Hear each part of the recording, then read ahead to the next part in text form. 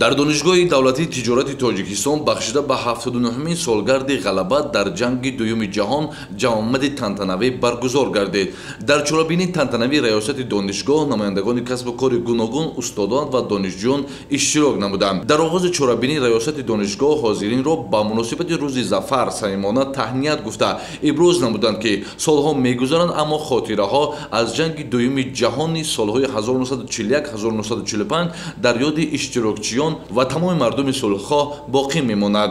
Дар он солҳо баробари халқу миллатҳои кишвари паҳноварии Иттиҳоди Шӯравӣ ҷавонписарони тоҷик низ зидду душмани аҳриман дар майдони набард ҷонфидоӣ карда, хоки ватани ягонаро аз душман ҳифз намуданд ва барои насли оянда ҳаёти осоиштаро таъмин карданд. ما باید فراموش نکنیم که در سالهای جنگ بزرگ وطنی سالهای 1941-45 از تاجیکستان زیاده از 300,000 نفر در جنگ بزرگ وطنی اشتراک کرده بودند. قهرمانان اتفاق سوویتی یا که اتحاد جماهیر شوروی سوسیالیستی سیدقول توردیев، اسماعیل حمزه‌علیев کارمندانی کرده بودند که این کارمندی ها در تاریخ بشریت وجود دارد.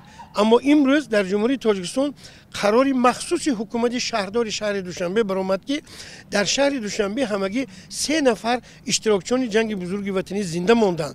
به هر یکی آنها با قرار شهردار شهر دوشنبه 10,000 سومانی مکافات داده شد و در عموما در مقیاس جمهوری تاجیکستان همگی تا امروز تا 9 می سال 2024 همگی 24 نفر اشتراکچیان جنگ بزرگ وطنی باقی ماندند که قسم زیادی آنها در ولایت سوخت و در ولایت ختلان میباشند که این غمخواری حکومت جمهوری تاجیکستان نسبت هر یک عائله این اشتراکچیان جنگ بزرگ وطنی و اشتراک کنندگان جنگ بزرگ وطنی خاطرمان است.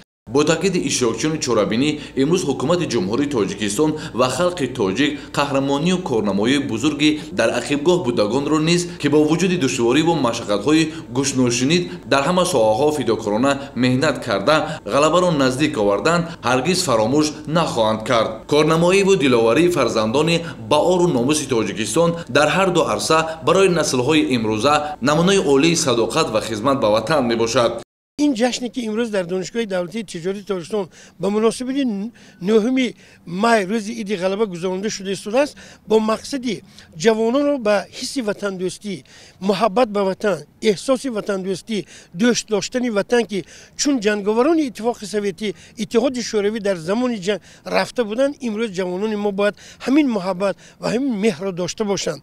дар замони пойдории истиқлолияти кишвар таҳти таваҷҷӯҳи хоса пешвои муаззами миллат муҳтарам Эмомалӣ Раҳмон дар баробари нигоҳубини парасторони собиқадорони ҷанги меҳнат инчунин ба масъалаҳои ҳаёти иҷтимоии онҳо эътибори ҷиддӣ дода дар ин самт ҳамасола кӯмакҳо расонида шуда баҳри беҳдошти зиндагии ин қишри ҷомеа чораҳои зарурӣ амалӣ мегарданд. эҳтиром доштану қадршиносӣ намудани ҳар яки онҳо вазифаи муқаддаси ҳар як шаҳрванд аст.